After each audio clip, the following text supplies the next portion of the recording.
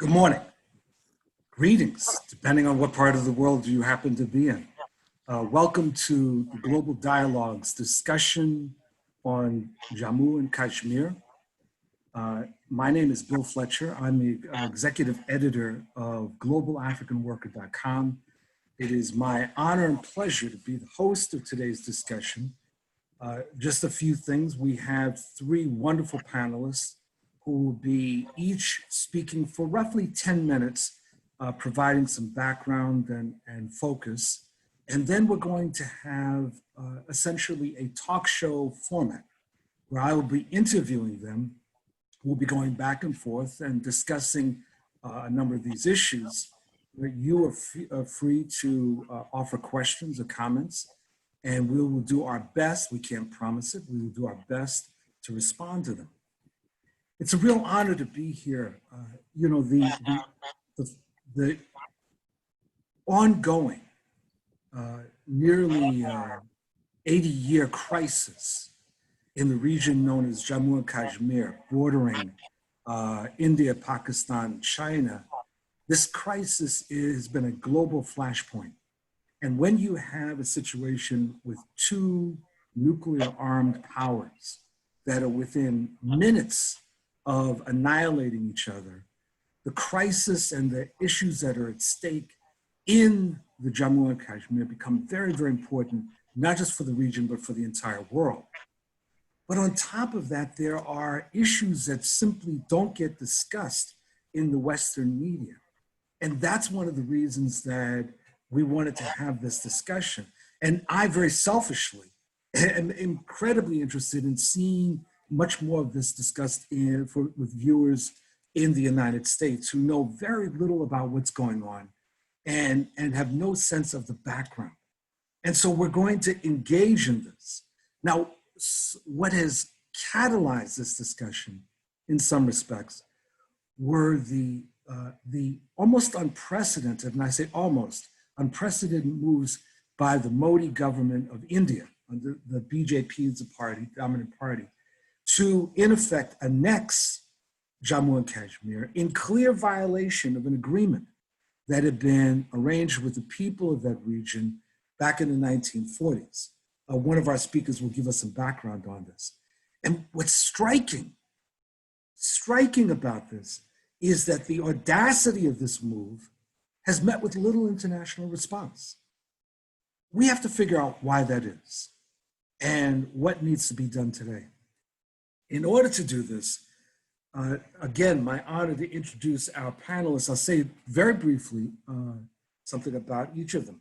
Our first speaker will be Mohamad Junaid, who is an assistant professor at the Massachusetts College of Liberal Arts. He has a PhD in anthropology with research on violence, nationalism, culture, and politics in South Asia.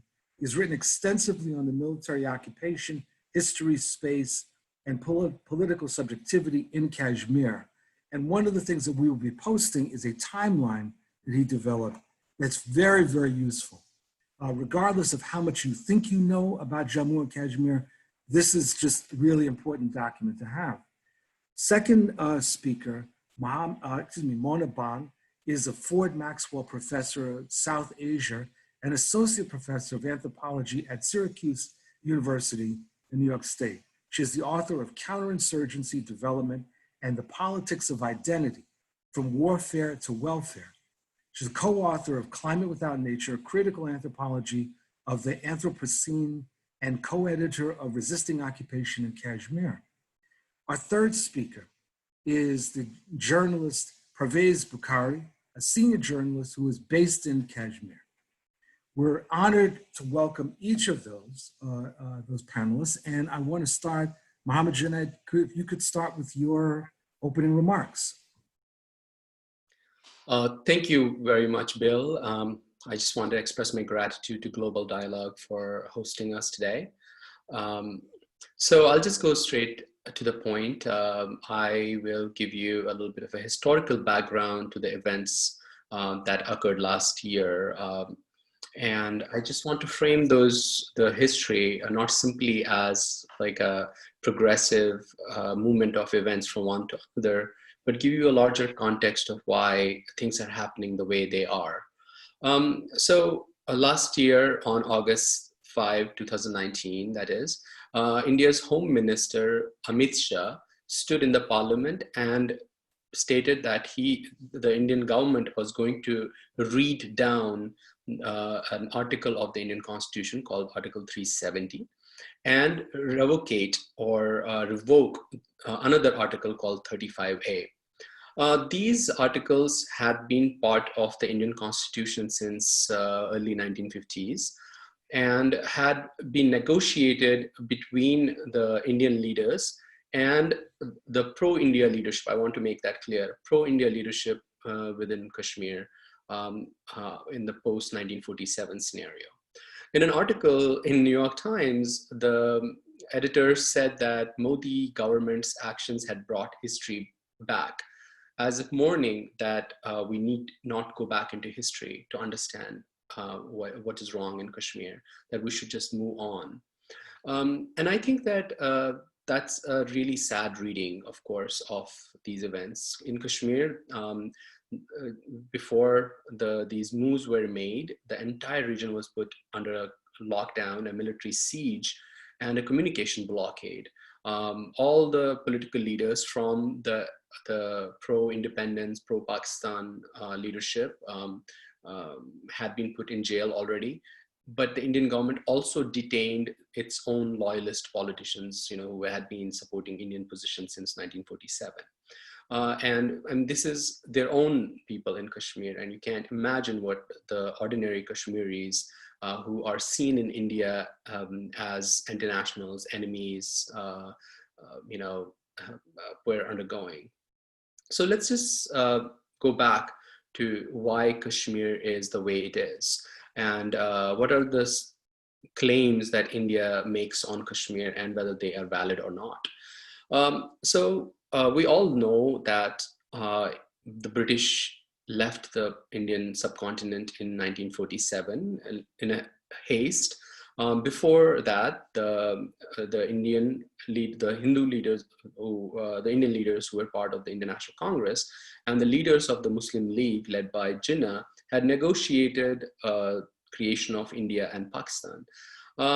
That story is pretty well known. India got India, Pakistan got Pakistan, but there were several regions at that time which were controlled not by the British directly, but were under the authority of what are called the princely rulers. There were more than 500 of them, and most of them chose to join India because they were given the choice whether to join India or Pakistan, and the choice was based on their demographic composition, whether they had a Muslim majority or a Hindu majority, and the geographical contiguity, whether their borders connected with the future Pakistan or future India. Now, as I said, most of these states joined with India because of these two factors. There were three states, Hyderabad, Junaid, and Kashmir, which had a dilemma. In Hyderabad, the ruler was a Muslim and the majority were Hindu. In Junaid, the ruler was a Muslim and majority was a Hindu. In Kashmir, the state of Jammu and Kashmir, the majority, more than 78% population was Muslim, but the ruler was Hindu. Now, in the case of Hyderabad, India, the ruler decided to waver and not join India. And the Nehru government sent in military forces, they call them that police action, and absorbed Hyderabad state into the Indian state. In Junaid, Muslim ruler decided to join Pakistan, but India proposed that there should be a referendum, a plebiscite in the region, and the plebiscite was carried out. And because it had a Hindu majority, they decided to join India. In the case of Kashmir, India, instead of accepting these principles that it had adopted in Hyderabad and Junaid, decided that it would ask the Hindu ruler to accede to India, despite the fact that Kashmir had a Muslim majority and a geographical contiguity with Pakistan. Now, the Indian claim since 1947, I'll go back into how things unfolded a little bit. The Indian claim has been that India, Kashmir is part of India because the Hindu ruler of the time chose to become part of India at that time. While Pakistani claim has been that the people of Kashmir, who were at that time called the state subjects, should be given the choice to whether join India or Pakistan. Now, of course, Pakistani claim is a little more democratic because it, wants plebiscite in Kashmir, wants to know the will of the people of Kashmir, which is a position that the United Nations took as well, that the will of the people of Kashmir should determine the final status of the region. But the Indian claim is purely based on this document that is called the Instrument of Accession that was signed between the Hindu ruler of the state and the Indian state. Now, in Kashmir, this is how historians from South Asia have typically understood the question. Now, from a Kashmiri perspective, there's this other undercurrent third perspective, which is predominant in Kashmir. And they, historically, we have understood ourselves as a region separate both from India and Pakistan. We have a continuous history from a pretty long time. And our aspirations before 1947 were different. We were not directly controlled by the British. And we also claim that our struggle before 1947 was neither to join India or Pakistan, nor was it necessarily an anti-colonial movement, although Kashmiri leadership did express solidarity with anti-colonial strugglers across the region. But it was primarily an anti-monarchical movement and a movement for equality for the Muslim subjects of the state, a movement for democracy and republicanism. So the idea had always been that Kashmir was an entity in itself, and it should continue to be an entity in itself. And the Kashmiri position was that the Maharaja, the ruler of the state, he did not have the authority to sign off Kashmir and its people over to India in 1947. That he was already facing rebellions across the state. There was a very popular movement against the monarchy going on. In fact, the Kashmiri leadership of that time, they also claimed that he had no legitimacy because his authority in Kashmir was not based on the consent of the people. He was not seen as the benefactor of the population. Rather, instead, his position was contingent upon the British support. And this goes back to 1846 when the British defeated the Sikhs in a war in Punjab. And this chieftain, the Dogra chieftain, Gulab Singh, he chose to, commit treachery and not side with his overlords, the Sikhs, and decided to leave the battlefield. And in reward of that, the British gave him control over this huge territory, which was at that time the size of the entire Britain, which became the state of Kashmir. And it was mutually convenient for the British and the Dogra rulers, because the Dogras promised that they were going to become a buffer state against the Russian and later Soviet influence in the region. And the British gave them support, claiming, and patronage in a way where the Dogra rulers did not have to seek consent or any kind of legitimacy from the people. So the Dogra rule in Kashmir was supported by the British, which meant the Dogras were a highly exploitative regime. This is those 100 years from 1846 to 1947 is really a blight on the experiences of Kashmiri people. It led to massive dispersion of artisans, peasants, farmers, Kashmiri intellectuals across South Asia. So by 1947, he had absolutely no legitimacy to sign off on Kashmir. In 1947, the popular movement in Kashmir was, as I said, against the Maharaja. The in a region south of Kashmir called Jammu, there was a huge massacre carried out by the Maharaja's forces. He was supported by this new organization that had come up in 1920s, but had become quite popular in northern India, called the RSS, Rashtriya Swayam Sevak Sangh, and its other organizations like Hindu Mahasabha. So the Dogra forces and the Hindu Mahasabha forces together carried out a massacre of the Muslim population of Jammu, forcing close more than 230,000 people into the jungles where they were shot, and close to the same number who were forced and evicted from their homes and landed in either Pakistani regions of Sialkot or Rawalpindi, and in a strip of Kashmir that had become independent called Azad Jammu and Kashmir, or Free Jammu and Kashmir. I mean, historians would argue that they carried out this massacre believing that they were going to lose Kashmir either to Pakistan or to the Free Kashmir fighters, and so they needed to save Jammu at least for India. So they needed to carry out this demographic ethnic cleansing to have Jammu as a Hindu majority region. And in fact, census reports from the region time point straight that Jammu city, for instance, became a Muslim minority city from being a Muslim majority city. Now, all of these are like traumatic events of that time. And I'm making this argument to claim that the Maharaja had zero legitimacy to sign off Kashmir to India. India promised support to the Maharaja, saying that we will come and defend you if you sign this treaty with us. And in on October 27, 1947, the Maharaja, who had run away from his capital in Srinagar, signed this treaty.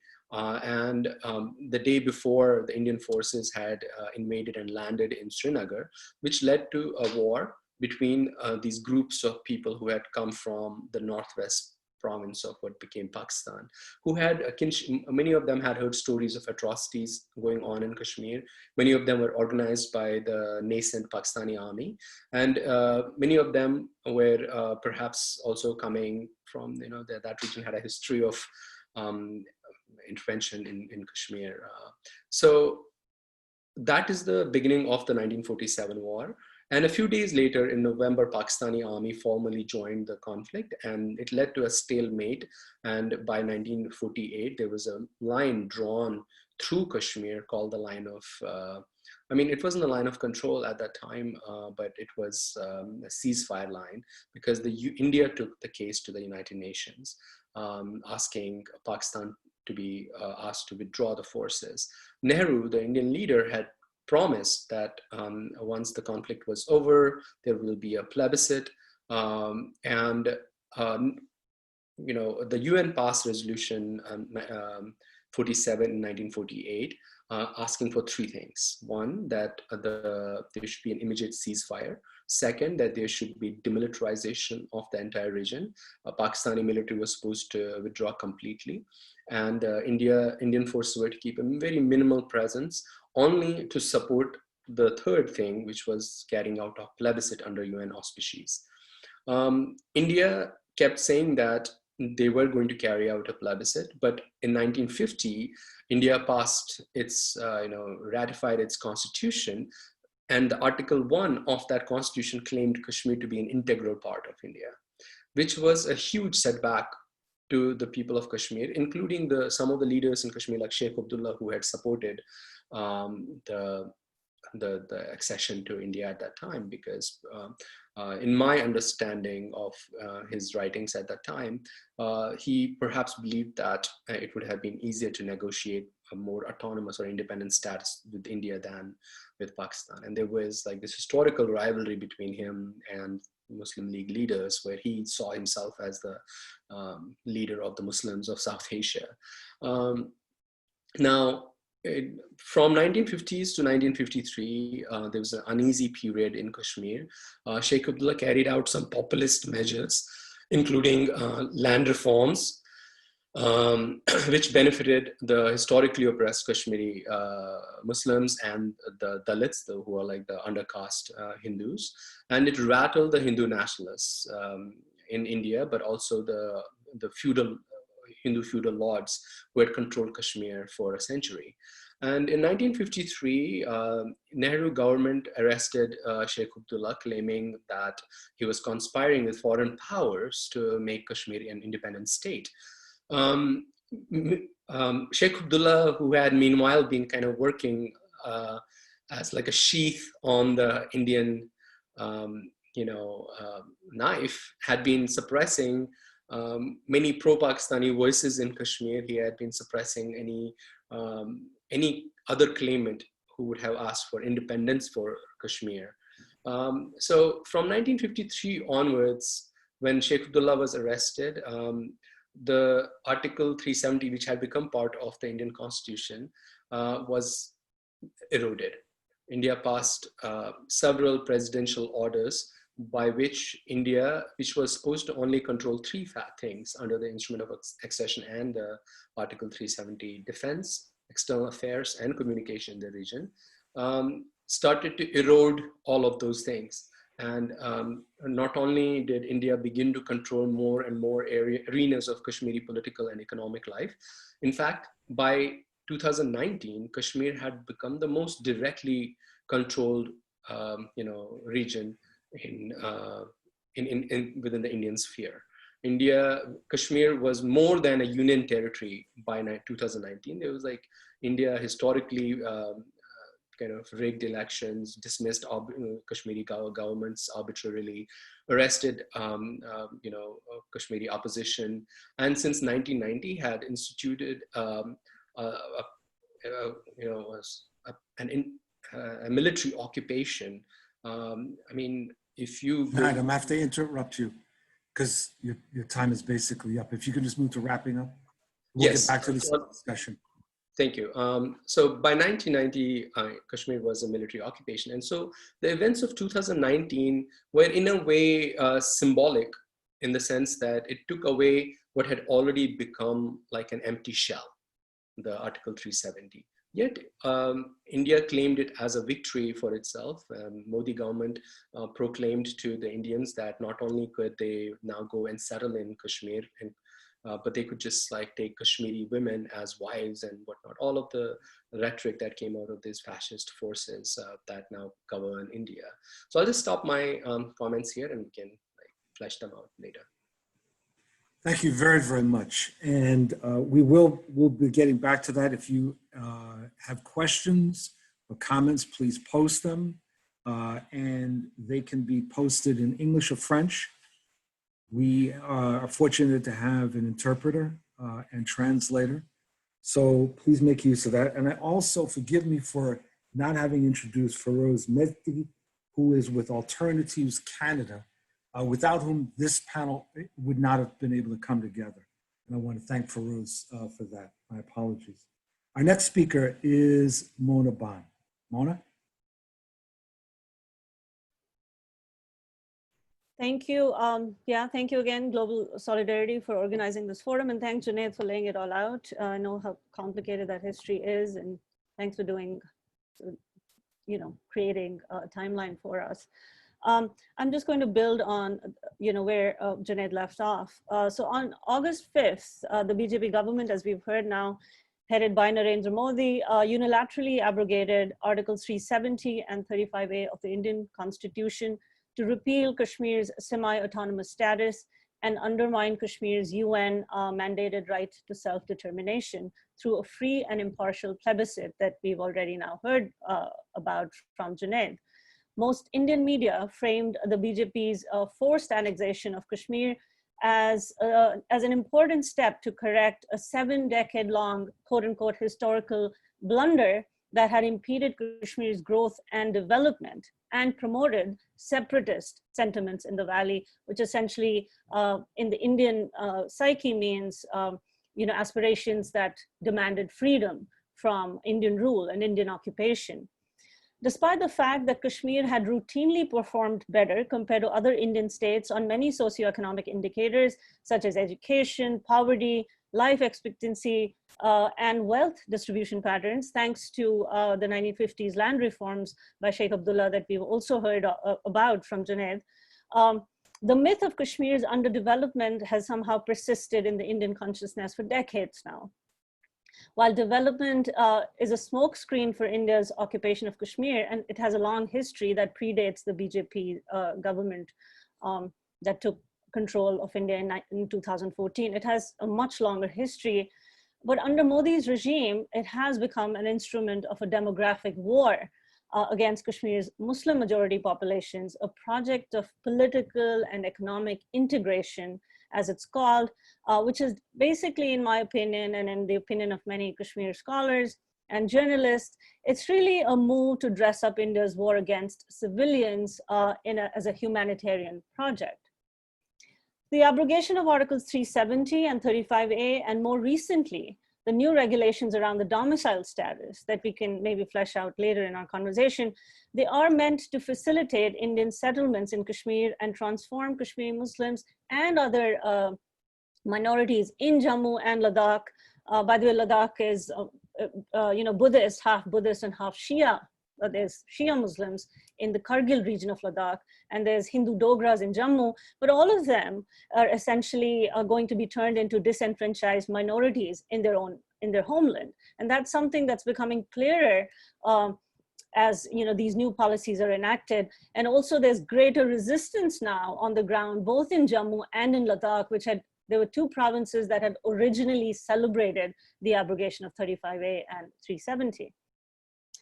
So this usurpation of their homes, land, rivers, mountains, and meadows have made long-standing questions about Kashmir's political, economic, and ecological sovereignty even more critical.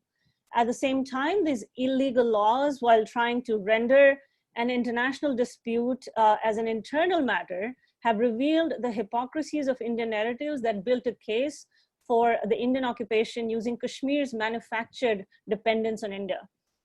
For instance, Kashmir's rivers have long been exploited for powering the Indian nation and state for decades. With India's partition, Kashmir's rivers were also divided and turned into hostile borders. The Indus Water Treaty, signed by India and Pakistan, left Kashmiris out of the treaty and divided the eastern and western rivers of the Indus River system, which is a very important river system and really the lifeline of Pakistan in particular. It divided that between two warring states, but essentially what it did was disenfranchise Kashmiris of their fundamental right to their rivers and to their water bodies. So in recent years, there have been rising concerns about a water war between the two nation states, with Modi's belligerent rhetoric about unilaterally abrogating the Indus Water Treaty and repurposing dams as instruments of defense and warfare. So this will give you an idea of this kind of dispossession that Kashmiris have experienced because of these dams. It's only 12% of that electricity that is generated by these hydropower dams on Kashmiri rivers that then is supplied back to Kashmir. The rest of it is supplied to the northern grid in India and then distributed to the rest of the country. And yet there's this myth of economic dependence of Kashmir on India that allows many Indians to pretend that Kashmir needs India to survive, economically at least. While the previous governments invoked development's healing touch to hide the systemic violence of Indian occupation on Kashmiri bodies and landscapes, Modi's development, you see, is couched in this language of Naya Kashmir, which is new Kashmir. It also actually has a longer history because Naya Kashmir was essentially the document that was signed off by Sheikh Mohamad Abdullah, which contained provisions for land distribution that we've heard of already. So what the Modi government did very tactically was build on this very progressive history of the Naya Kashmir document and repurpose it into this document to sanction its settler colonial project in Kashmir. And what this Naya Kashmir vision of development does, it resonates for a lot of people in Kashmir, and also for folks in Ladakh and Jammu. It resonates with the threat of depopulation and mass eviction of local populations from their homeland. In the months following the abrogation, and apart from that, It's also, I think it's been now 1 year, we have a sense of what's been happening on the ground, and I'm sure Parvaiz will give us a better sense of exactly that. But from what we know, Kashmir's local economy has suffered tremendously. There's been a $5.3 billion financial loss, hundreds of startups in the beginning, and even now when there's a 4G internet ban in the region, have suffered huge setbacks because of this communication blackout. There were unpicked apples that were rotting in orchards in different parts of Kashmir right after the abrogation, because it continued. There was this long undeclared curfew that went on for months on end, and then was followed by this militarized lockdown, which of course became even worse with the COVID-19 clampdown that was superimposed on an already long curfew and shutdown that people were experiencing. In the past few months, the Indian government has encouraged the piecemeal auctioning of Kashmir's land and resources to private Indian investors through online bidding contracts in which Kashmiris cannot participate in the absence of 4G internet connectivity. Indian syndicates are using their quote unquote financial muscle power to outcompete Kashmiris and to utilize the government's 6,000-acre land bank to set up multiplexes, film production centers, IT units, medical complexes, and also actually liquor stores, which of course is meant as a way to impose or assault. It's a cultural assault on people, and that's how they're experiencing it. Sand mining of rivers and waterbeds is destroying rivers and fish habitats. There's fast-track environmental clearances now that have been put into place. I mean, already, based on the work I've been doing, already the environmental clearances were not necessarily that rigorous, but now they're non-existent almost. In fact, the military can now acquire land on the basis of strategic interest alone without getting any kind of no objection certificate from the government. So it is sort of this absolute impunity that the military now enjoys acquiring land, which was already, by the way, the case even before August 5th of last year, but it's just now done in a way that is absolutely brazen and for everyone to see and celebrate, at least in India. So in the meantime, what Kashmiris have, of course, experienced are raids and surveillance, as I said, series of militarized lockdowns and deadly encounters in which their homes literally have been razed to ground, and men and women are detained in prisons in Kashmir and outside Kashmir under punitive laws such as the Public Safety Act. There are open FIRs right now against journalists, academics, activists, and there's of course complete impunity enjoyed also by the courts, who have no responsibility to the rule of law, but of course express deep allegiance, right, to the BJP government at the center. For Kashmiris, however, the rise of Hindu majoritarianism is not necessarily a transformation of India's core values, as argued by many, liberal-minded progressive Indians. It simply is a brazen display of what was already a constitutive element of the Indian polity. Earlier Indian regimes held on to Kashmiri territory against people's wishes, using a mix of military force and fraudulent elections to silence a Muslim majority region and violently repress their political freedoms. Likewise, India's development interventions, whether framed as benevolent measures to win hearts and minds or to enforce cultural homogeneity, have ended up strengthening India's military occupation of Kashmir and paved the way for India's ongoing settler colonial project. Modi government's unabashed proclamation of its settler colonial agenda and the dizzying speed at which it is being carried out reveals that the rhetoric of inclusive and equitable development is a ruse to hide the RSS, by the way, is the motherboard of BJP. It is the militant wing of the BJP, and for long was in fact, declared a terrorist organization in India, but is now, of course, at the helm of political affairs in the region.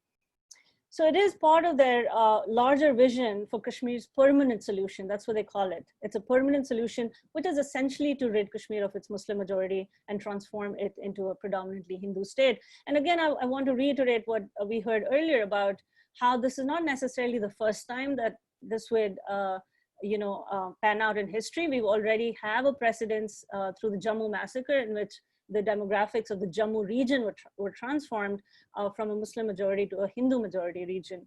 And that's what we are also now witnessing. So again, to remember that there are deep continuities between what's happening now and what's happened in the past.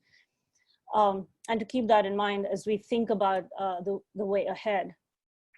If under the Congress, Kashmir, the only Muslim majority state in the Indian Federation, was indispensable for India's existential identity as a secular republic, reconfiguring Kashmir as Hindutva's last frontier is foundational to building a Hindu nation or a Hindu Rashtra. At the time of partition and decades after that, Kashmir represented India's global, even if flawed, reputation as a secular polity, unlike Pakistan, which had chosen to form an Islamic republic. So there was this sort of moral core to India's global presence, right? Which, and they used Kashmir, right, as a way to affirm their secular credentials, as their democratic credentials. This was until the Congress party was in power.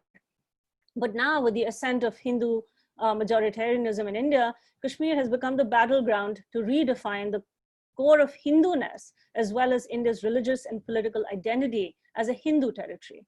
So what I mean to say is this, that the meanings attached to Kashmir in the Indian imaginary can vary from being a vehicle to tout its secular credentials or as proof of its success in saffronization. Saffronization means Hinduization. Saffron is the color of the Hindu rite in India. And what it makes very clear is that India has always depended on Kashmir for its self-definition. And this kind of takes me back, right, to that earlier point where we've been fed this discourse, at least in India, that Kashmir really needs India for its survival. But we know now it's always been the other way around. India, in fact, needs Kashmir, unfortunately, for its existential identity.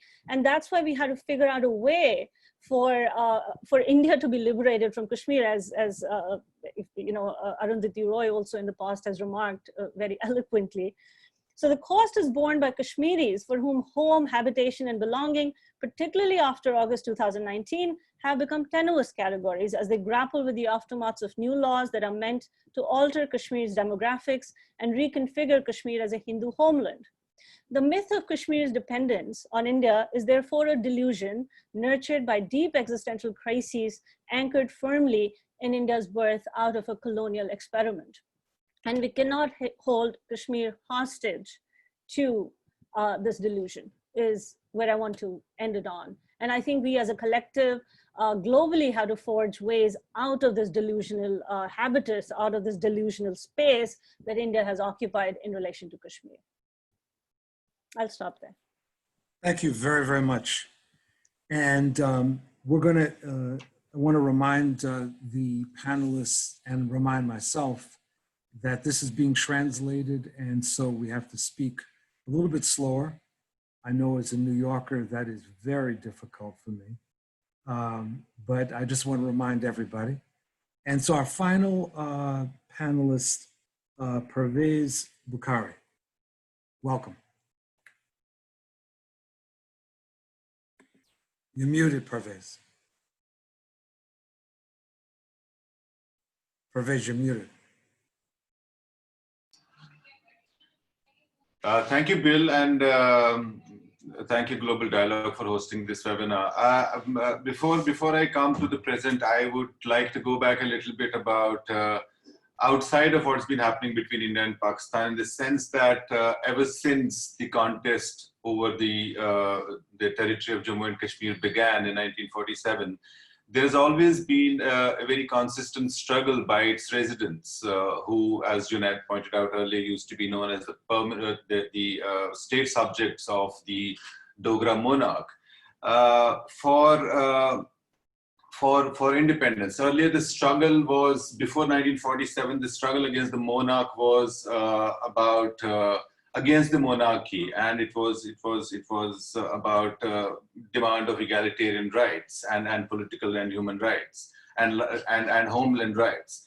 And after 1947, when India and Pakistan come into picture, and a contest over the territory begins, the local struggle takes the shape of resistance to India or Pakistan taking control of the territory, and then the resistance against the political leaders who were happy aligning with India and became known as pro-India. Now there's a long struggle of repressing, a long history of repressing that struggle by the local population, the Kashmiri people, which went through lots of ups and downs and elections and participation in elections held by the Indian government in Kashmir, and ultimately it reached a point where the political leaders of that resistance, the resistance leaders, came to a point where they thought there was no space within the democratic setup that India had established in Kashmir and offered to the territory in which to work within for securing rights of the people. So this struggle turns militant, and you have an armed rebellion that erupts in the territory around late 1980s, and that's when an Indian military campaign begins, to crush this. Basically, this was centered around two demands. Fundamentally, because there's a UN mandated plebiscite that was supposed to be held, like Junaid and Mona talked about it earlier, talking about the political history of the place. And there was also a demand for making Kashmir a free nation again. So in response to that, India began a very harsh, brutal military campaign that resulted in enforced disappearances, killings, destruction of property, people arrested, thrown into jails, dissent criminalized, and ultimately began to be the entire political struggle for political rights in Kashmir began to be described in India by the Indian state, and who agree with it as a terrorist movement. So. And during this entire military campaign and the insurgency in Kashmir, there was also a spawning of a political class, which many people refer to as client regimes that New Delhi always supported, and through which elections were held to generate this impression that there is a democracy at work in Kashmir. But there's also a parallel history of those elections having been rigged, and the most notable one among that was the one just before 1989, when the armed rebellion erupted in the territory, which is patently rigged, where Muslims of Kashmir had formed a political alliance and decided to fight the elections under the auspices of Indian Election Commission. But the rigging was so brazen. To give you one example of that people who were winning and in the counting centers were declared as having won, and they were successful candidates, were immediately thrown into jails, and then there's a long story of how they were tortured and how they then came out of jails and became the nucleus of the armed rebellion that is still continuing. So that phase of the last 30 years is when a new regime of suppressing political expression in Kashmir began, and it became militarized, and the territory also became so highly militarized now. It's many call it the world's most militarized zone. You have about anything between 500,000 and 750,000 Indian soldiers deployed in the part of the territory controlled by India alone. So you can imagine what that results in. And alongside, as this military campaign to counter the insurgency and the Kashmiri political assertion, the insurgency has been very, very popular. To counter it, elections began to be held again, and elections were revived as a military project. I remember in 1996, the first election of the insurgency erupted in India. It was an out-and-out brazen military project, in the sense that the soldiers went into homes, dragged Kashmiri people out of their homes, and forced them to vote. and threatened them that if you don't see the indelible voter's mark on your finger in the evening, there'll be consequences. So elections were resurrected as a means of re-establishing Indian legitimacy in Kashmir in the eyes of the world. So a lot of military coercion, military suppression, bribe, and expansion of a political client class began to take shape in Kashmir, and people kept responding to that. And now it reached a point when nothing was working, and it changes course when the current regime, the BJP government led by Narendra Modi came into power. Things began to change. The alibis of that Kashmir has a democracy and a terrorist movement is scuttling it began to change, and there were attempts by the BJP to take power directly. The BJP has never ruled Kashmir as a political party. There have been the Congress party earlier has ruled Kashmir, in the local government. Other parties have, and there have been local parties like the National Conference, the People's Democratic Party that came in later. But this was an attempt by the BJP to take power, and in the elections of the 2008, the mandate was split almost midway, and BJP and the People's Democratic Party came together. And before that, because the People's Democratic Party was talking about in some way, rights of the people to be restored within the Constitution of India. So they fought against the BJP, and then the verdict was such that they decided it was best to come together with BJP and form a government. So at that time, something critical happens in Kashmir. At that time, there used to be an entire spectrum of opinion. There would be some people who would say that Kashmir's future lies with Pakistan. Some would say that a negotiated better future with India is better, of which they found some representation in the political articulation of the People's Democratic Party. But the majority of people suspected this alliance. And what happened as a result was that something that I call the middle ground, in which all pro-India politics played out, was almost completely annihilated. And by the time that government lost power because BJP withdrew support to the People's Democratic Party for the local government, things had transformed in a significant way.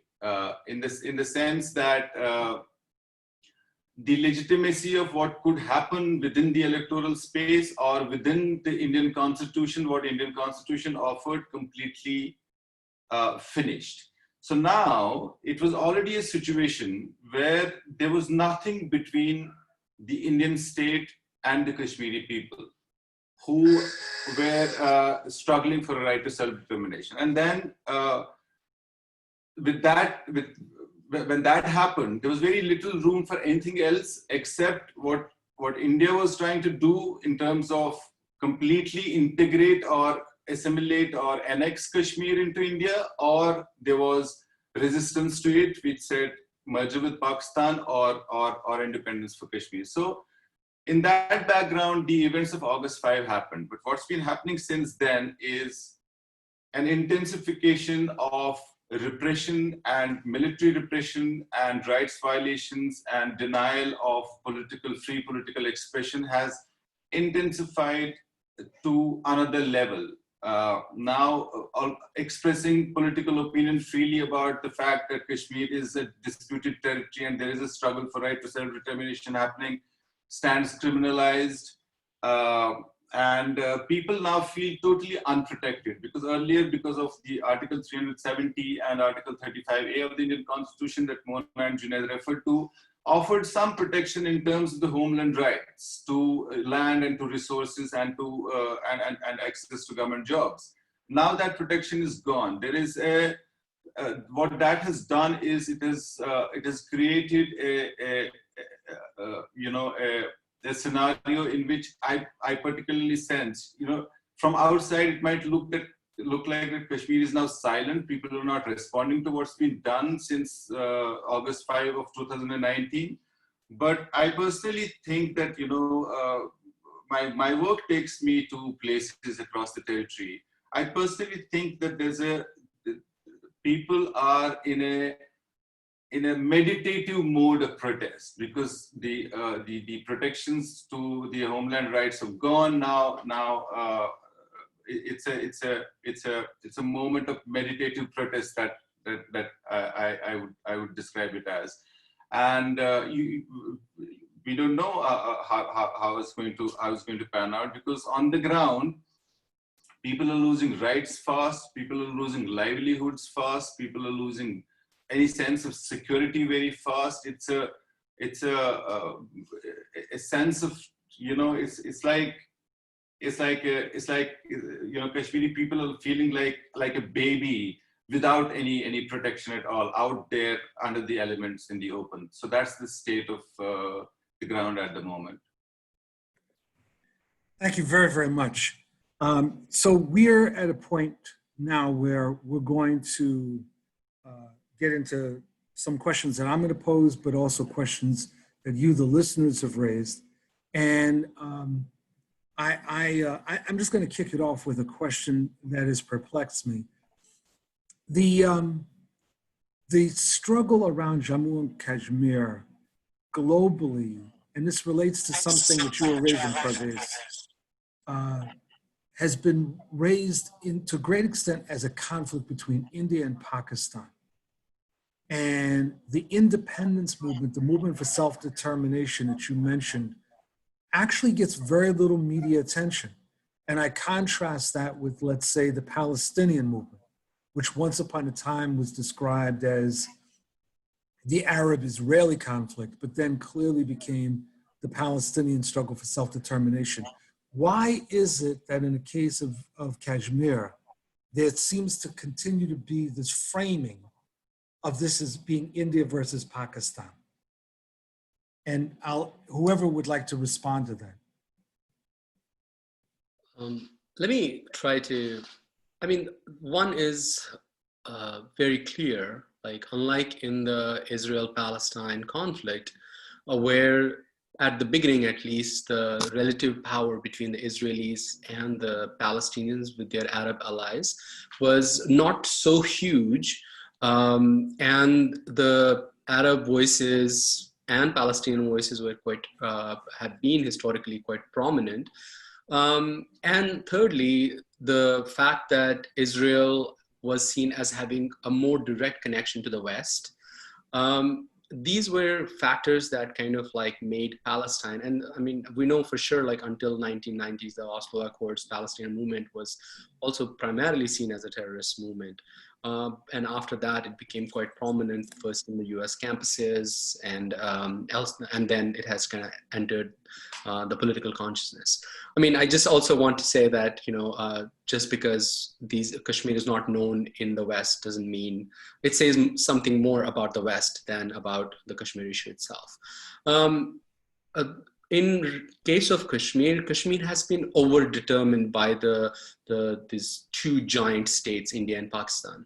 Once the British left, they kind of had nothing to do with it, although Kashmir was a remnant of the colonial legacy. The conflict there was a result of British leaving fast, British dividing the subcontinent, the British not kind of taking responsibility for the depredations that they had left in the subcontinent for close to 2 centuries. And with the sheer numbers, there are 15 million Kashmiris in Kashmir and around the world. Our voices are small. Our voices aren't too loud. And we are faced with 1.2 billion Indians who are, who accept the government, the Modi government line or the Congress government line, hook, line, and sinker. So what you hear is not the Indian position, which is based in reason and rationality, based in ethics, but simply a noise through which the voices of reason within India or Pakistan or in Kashmir are rarely heard. But my sense is that if more people came to understand what is at stake in Kashmir in terms of global peace, in terms of how the interests of everybody on the planet are tied to the peaceful and just resolution of the Kashmir issue, I think a lot more people would be interested. Thank you. Yeah. Go ahead, Mama. No, I just, it's also, I think, going back to an earlier point, I mentioned it's also because India has, to a large extent successfully thus far, been able to cultivate this image of itself as a secular democracy, even though, of course, it was hardly a democracy in Kashmir ever, right? Starting from 1947 onwards. I think what helped India, unfortunately, is the global war on terror and how it was able to latch itself on that, global discourse against terror, and then conflate the struggles of self-determination in Kashmir with the global, alliance against terrorism and so on and so forth. So I think all that helped India sort of cement its position as a global leader of anti-terrorism and democracy and so on and so forth. I think this is sort of an opportune moment, even though a lot has happened this year, as Parvaiz mentioned, and Kashmiris really feel in many ways they are in this sort of, as he said, this meditative state of protest.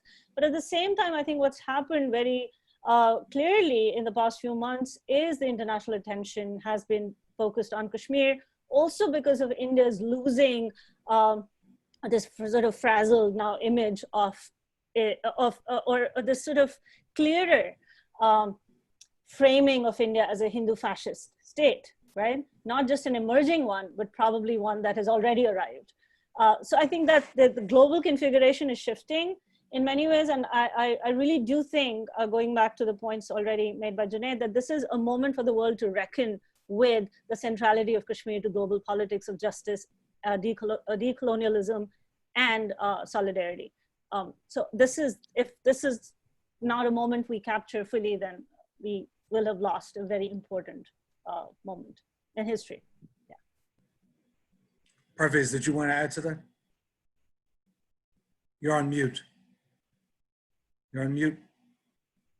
Like I was trying to talk about elections earlier. You see, New Delhi has always successfully managed to tell the world that there is some democracy at play in Kashmir, and it was displayed mostly through regular elections that were managed in that place. But the residents, the Kashmiri people themselves, have been always saying that these elections are held using what they call client regimes and through coercion and bribe, and elections have been a military project. But New Delhi has succeeded in telling the world that this was democracy at play, despite the fact that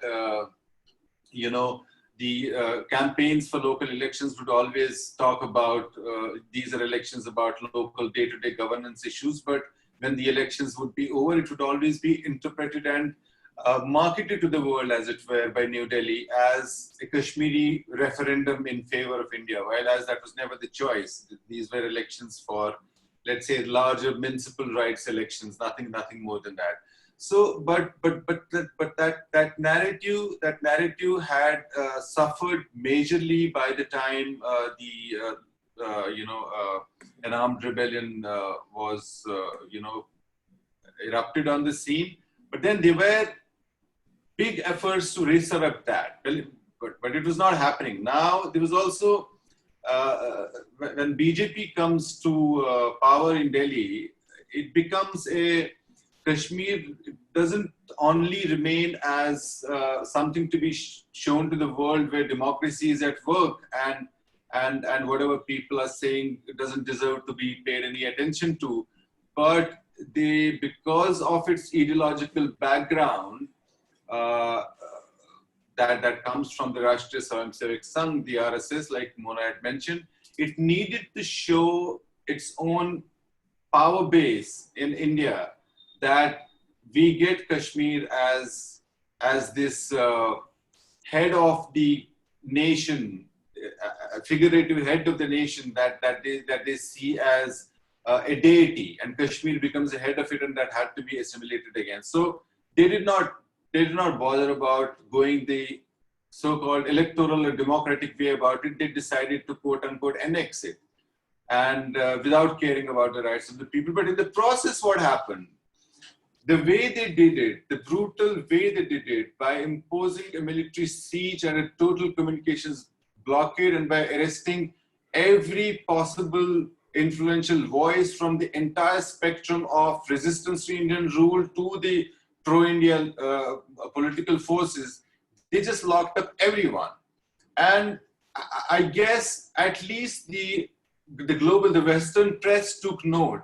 If the governments have not responded so far, but I think this was perhaps for the first time that in such an unprecedented, emphatic way, the international press took note of what was happening was perhaps wrong for the first time. And the older narrative of democracy at work in Kashmir was almost completely finished off, at least in the mainstream press spaces. Now, I mean, Kashmiris, because of that, feel a lot vindicated about what their struggle has been and how it did not get represented or reported well in the global mainstream press. But now it's reached a point for people living in Kashmir that, well, okay, somewhere in the Western press, what is happening here on the ground in reality begins to get taken note of in a substantial way. But now, what about the governments in the world? Governments seem to be still held up in the India-Pakistan binary about Kashmir, and not that. I personally see nothing changing there much. Thank you. Mona, one of the viewers asked the following question. They said that they were interested in you elaborating on a point that you made, that India has an existential dependence on Kashmir and needs to be liberated from it. What did you mean by that? You're on mute. Right, sorry. So yeah, I think what I meant to say, and that's something Parvaiz actually has fleshed out a little bit in his response to that earlier question. What I meant was, so for the longest time, India's claim on Kashmir was to present itself to its own self, but also to the international community as a secular republic, right? So secularism was something that India was very proud of, especially because, you know, Pakistan had not decided to go that route. So to sort of claim that spot as a secular democracy, you had to have Kashmir because it was the only Muslim majority state in that Indian sphere, right? So as the only Muslim majority state in the Indian context, what role did Kashmir then play, right? But to help Indians feel good about their secular credentials. That's what I meant insofar as, you know, Indian insistence on Kashmir as its integral part is concerned under this more sort of quote unquote liberal Congress regime, right? Now what's happened is, and it's not necessarily something that's happened just now, that the RSS is finally kind of woken up to this reality that they need Kashmir in order to fulfill their ideological project of seeing India as Bharat, as Akhand Bharat, which means, you know, and sort of an eternal integral country, right? Which can trace its existence to 5,000 years ago, right? As a civilizational entity. And for that to happen, the RSS for the longest time, from the 1920s onwards, has seen Kashmir, right, as part of this larger entity called Bharat, or Bharat being sort of this, you know, a land of antiquity, a land of Hindu antiquity. So what I'm trying to say then, what I was trying to say is, so while on the one hand, Kashmir served the purpose of India representing itself as secular under the Congress, now the tide is completely turned where secularism is, of course, not a valued ethic for the BJP government, right? They call secular people secular. That is this sort of troll language that they have devised very successfully, trying to show secular people down by calling them sick, by calling them demented, by calling them pathological. So the turn is complete, right? Insofar as Kashmir's status in this ideology and territorialization of the Akhand Bharat is concerned. So Kashmir now represents, right, a very important Himalayas on a larger scale. It's the Himalayas themselves that are seen as Hindu. They're seen as primordially Hindu, right? And Kashmir is seen as primordially Hindu too. And therefore they need to retain that control over Kashmir in order to portray India or Bharat as a viable entity, historically, civilizationally, as well as politically. Does that make sense? Indeed, absolutely. I quickly add something to this. Look, this question of secular India and Hindu India, to me, there is a change that has taken place over the last 30 years. But we have to understand that India, as it emerged in 1947, and it was imagined by the elite Indian national leaders, was kind of like the inheritor of the British Empire. So India was the inheritor of British Empire, and they saw Pakistani, the Muslim League demand for Pakistan as a secessionist movement from this organic totality that was supposed to be India. Now, under the rhetoric of secularism, which in India was limited by definition to equidistance from all religions, not in how it may be understood in different contexts, and the Hindu idea of Hindus being the first citizens, privileged citizens, versus the Muslims who must continuously express their loyalty to India to be have the right to live in India. Between that, there is this continuity between the territorial imagination of the state. The secular Indian leaders and the Hindu nationalist leaders all had the same idea of India, the territorial geography of India. Whether they called it a secular India or a Hindu India did not really matter. In fact, the secular leadership had borrowed this idea actually from the Hindu nationalists. If you look at Kashmir from that perspective, you can see that Kashmiri struggle has been an anti-imperial struggle. I mean, and in that, Kashmiris are not alone. In the region which is now called Northeast India, people have been struggling against this imperial idea of India since 1947.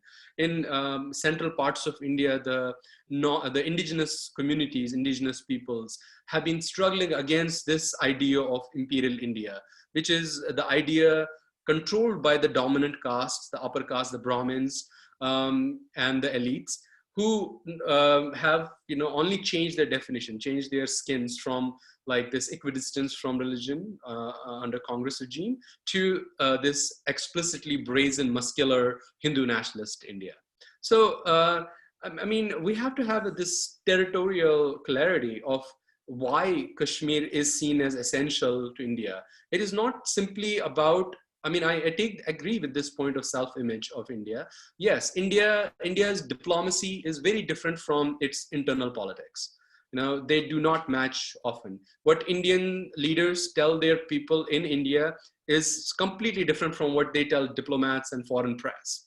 In India, the Indian leaders tell their people that we have to crush Kashmiris, we have to crush the Nagas, we have to crush the Adivasis because they're anti-nationals. But for the foreign governments, the Indian government says, look, we have managed to contain this plurality within this territory that we have. So that those things need to be kept in mind to understand what India means by secularism. Thank you. One more sort of background question was raised by one of the viewers, and then I'd like to switch gears in the interest of time to talk about where do we go from here? What are the possible solutions? And a few viewers have written comments about that. But the question is about the Indian left and how has the Indian left responded over time? And I don't mean the Congress Party. forces to the left of the Congress Party, how have they responded to the question of Jammu and Kashmir? And yeah, whoever would like to start there. I mean, let me first begin by talking about Kashmiri left. Indian left is not just the only entity that can represent the leftist idea in the subcontinent. There are many other leftist forces and have historically been. In 1947, the Kashmiri left was quite ecstatic that Kashmir was going to become independent, and the Indian invasion through this spoke in the wheel for them. And the Socialist Party in Kashmir actually, out of frustration, said that we should rather join Pakistan than become part of India. Indian left, as we know historically across the world, left has been factional. There have been many groups within the left, and Indian left is no stranger to that. There is the CPM, which emerged out of CPI, and there are these groups that came out of the Naxalite rebellion in the 70s, early 70s. They have all held different positions. The CPI, CPM have had the establishment position on Kashmir, basically claiming Kashmir to be an independent, to be integral part of India. Part of the reason is that these formations have historically been controlled by the Brahminical upper castes, who see their interests tied with those who control BJP or with in Congress. But this is not to say that in terms of what they would like to happen in Kashmir, is the same as what the BJP would like to happen. They would like to see perhaps not so much of a crackdown, even though they've been in power. CPM was part of several coalitions in the mid-90s, and their policies in Kashmir were no different from those of the Congress or the later BJP. They used same militaristic policies. In fact, one of the last major leaders of that CPM, Krishan Singh Surjeet, asked that India and Pakistan should use what they call the China formula, which was that they should put Kashmir in a cold storage. We should not talk about Kashmir at all, and we should just have peace, kumbaya between the two of us. But the more Naxalite left from CPI-ML, and especially the insurgent left, which has been fighting Indian forces, have a more or less clear position. Especially the Naxalites, they call for the right to self-determination of Kashmiris. The CPI-ML has asked for Kashmiri, democracy and decency within the Indian realm, which to me is very close to what Congress has demanded and not much different from that. I just want to make one quick point, though, that it's a failure of the Indian left's imagination that it has made itself irrelevant on so many socio-political issues within India, because it has tied itself to this territorial idea of India as a nation. It has always played second fiddle to Indian nationalism, the framing of which was set up by Congress and which has been accentuated by the BJP. Like Mona said, that India needs to liberate itself from the idea of, disabuse itself from that it needs to control Kashmir. CPI and CPM and the mainstream left in India also needs to disabuse itself of this territorial nationalist vision of India to become relevant. Thank you. Other comments, responses to that question before we move on? We have about 15 minutes. I'd like to, it's not really about the left per se, but it is part of how the left has framed the Kashmir issue as a human rights issue alone, right? So they are okay insofar as India maintains its human rights, a clean human rights record. But one thing I think the left also needs to perhaps come to terms with is also this discourse on human rights insofar as it's used by, let's say, the human rights, the United Nations, Human Rights Commissioner's office, they don't see human rights of Kashmiris divorced from their fundamental right of self-determination. So the right of self-determination, and this is, I'm saying this based on the report of 2018 that came from their office, that very clearly stated that Kashmiri human rights included their right to self-determination. So the idea here that you can somehow talk about, upholding Kashmiri human rights, but do so within the constitutional framing of the Indian nation state is deeply flawed, because that's not necessarily how international bodies such as the UN, that of course have a legal political stake in ensuring that the Kashmiri right to self-determination is fulfilled at some point, in the near future, they do not necessarily see the two as opposing categories. So you cannot on the one hand claim that as the left does, that we're only interested in maintaining, safeguarding human rights and not support the right to self-determination that is a fundamental right granted to Kashmir through UN interventions right from 1947 onwards. Does that make sense? And the other question, the other important point here is to also recognize that the Indian judiciary, right, that of course the left had a lot of hope in, for maybe good reason, because the Supreme Court for a while, at least a decade ago, was seen as a very reformist organization, a very sort of active organization that defended people's rights and so on and so forth. So there was some sort of element of hope that the Supreme Court would deliver when it came to Kashmir. It would safeguard human rights of Kashmiris, their fundamental rights, so on and so forth. But the problem is that the Supreme Court has never ever played that part for Kashmiris.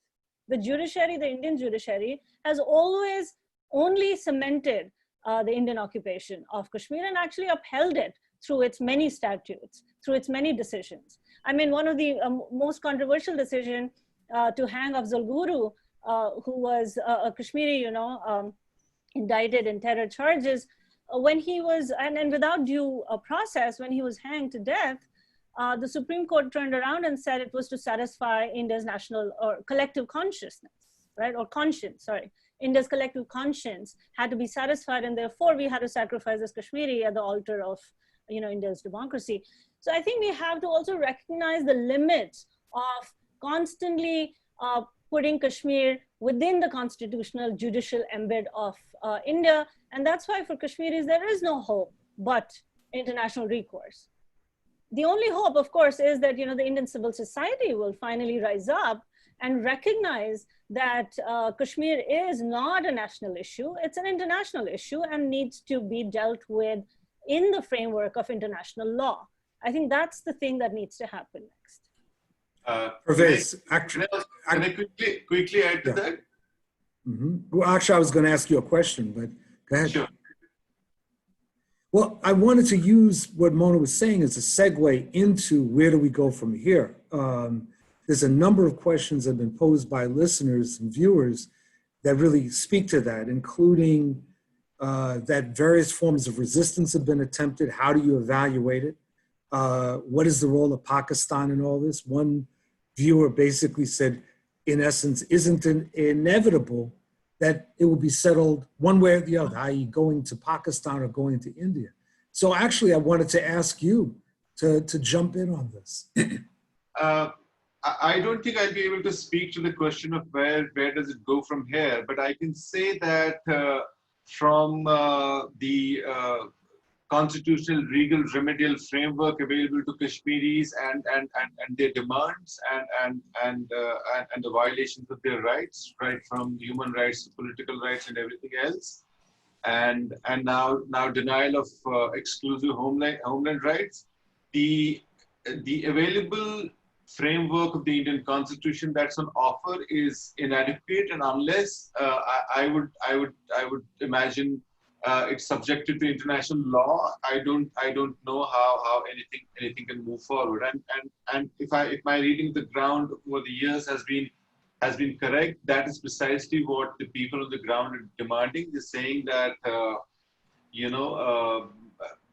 the application of Indian Constitution and the Indian rules and the resolution of the Indian Parliament about Kashmir have only resulted in loss of rights and loss of lives and loss of sovereignty and everything else. And it should be looked at from outside the ambit of the Indian Constitution. And That's what many of the rights groups working on the ground have also been demanding, that whatever has happened, particularly in the last 30 years of insurgency and the counter-insurgency military campaign that India has unleashed there, which has been very brutal in more ways than one, cannot be helped unless Kashmir is brought into the ambit of the international law. Well, let's go, Junaid, to you. And then I want to move towards ending with Mona. In terms of the same question, I mean, among other things, I want to know, I mean, is there, Mona raised the issue of further internationalizing this issue. I mean, do we need some sort of global boycott, divestment, sanctions movement to support Kashmiri sovereignty? Are there other things that can be done? See, I, of course, support all kind of pressure that can be put on the actors right now in the subcontinent that are keeping Kashmiris from having their sovereignty and their right to self-determination. Those could take multiple forms. Of course, every organic struggle begins with conscientious people taking up important global causes. Now, I know there's a vibrant movement in Kashmir that's not going to go away. I mean, if the Modi government thinks just by taking these things, they've tried to use extreme military pressure on Kashmiris for 70 years now, and it has not gone away. In fact, more and more younger Kashmiris are becoming part of the movement, and if not through taking to the streets, but in terms of their consciousness.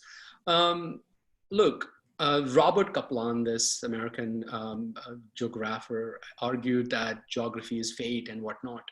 One of the reasons why globally people believe that, oh, there is no solution is because we are this territory that is surrounded by three major nuclear powers. Yes, it is a fact that there is India, Pakistan, and China controlling parts of what historically was Kashmir, but it should also become the basis for the urgency which Kashmir demands, because we are a tinderbox. It could explode any time. Geography does not have to be fate.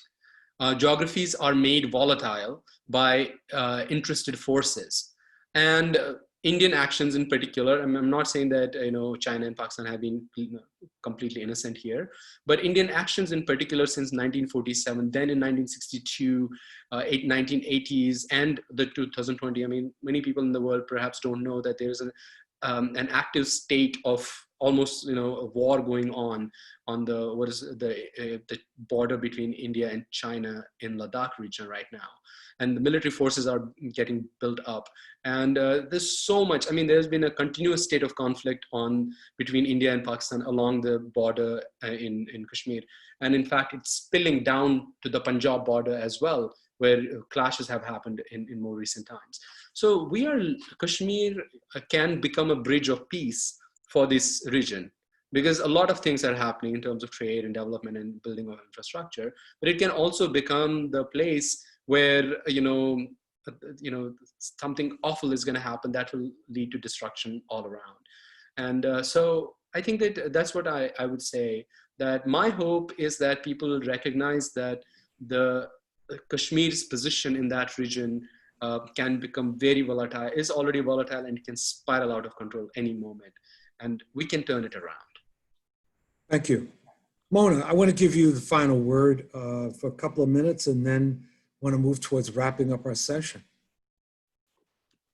I mean, I think I'd like to say one thing. I agree with whatever's been said about Kashmir's volatility, not just being a domestic problem, not just being a local problem, but a global problem. And I also want to point out that we're here talking about an ecologically important zone, right? So it's not just a political issue, it's an ecological issue. So for those detractors, for those fence-sitters who think Kashmir is out there and has no ramifications for global politics, I do want to insist that people see this as an unfolding environmental catastrophe, right? Which is going to impact places beyond the subcontinent, not just India, Pakistan, China, Afghanistan and so on and so forth, but places as far as Europe, places as far as the US.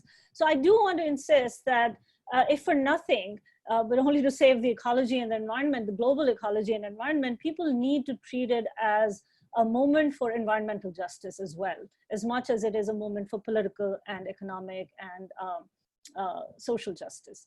And I think we cannot separate ecological catastrophe in the region from its political incidents and from its political lineage, right? Or its political fallout. So I do wish that people would start paying closer attention to, if they haven't already, to the kind of ecological collapse that we are, that's imminent to me at this point, unfortunately, given what we're now faced with here in California, for example, as I speak, but also, I mean, I don't know how many people know this, but the Himalayan glaciers are retreating, and that's going to cause a lot of problems, right? For these warring nation states that depend on those glacial waters to run their, to live, right? To run their economies, to exist. So I think it's very, very important that a lot of international pressure from civil society groups, from international lobby groups, and from other states is put on India, Pakistan, and China to recognize the Kashmiri right to self-determination and pay equal attention to Kashmir, if not more. I think Kashmiris, their voices need to be front and center in trying to resolve this crisis. And that's what I want to end on. Well, I want to thank you each. And before wrapping up, just a couple of things. One of the things that I want to encourage the listeners to really ponder is that we've entered a moment where we're seeing the growth of right-wing populist regimes around the planet that are displaying an absolute audacity when it comes to dismissing international and domestic law. Whether it is the Israeli aggression against the Palestinians, or the discussion that we've had here about what's going on under the BJP vis-a-vis Kashmir, or you can go on and on. Look at what Turkey is doing. And one of the problems with that is that aggression and violation of law becomes normalized, that we begin to think, well, this is just the way it is. And this is the way it is unless there's resistance. And I think that what the panel has said very clearly is that let resistance be our watchword, that there's no room for complacency in this situation. And I want to thank our panelists, Mohamad, Bhan, Parvaiz, Bukhari, Mohamad, Junaid. I want to thank Global Dialogue and Feroz Mekti, without whom this would not have been possible. There will be a second panel on the Kashmir that will be on August 29th. And there is a Facebook event that's been posted by Global Dialogue on it. I want to encourage people to participate. It'll be a different panelist and a different moderator. But I think despite that, it's going to be quite good. And so I really want to encourage everyone to view that if you have the opportunity. And my apologies that we weren't able to get to all of the questions that were raised. We tried to get to a number of them, but as you know, the time vanished. So anyway, in either case, again, my thanks to the panelists, thanks to you, the listeners and viewers, and have a good and safe rest of your day and weekend. Take care. Will. Pleasure.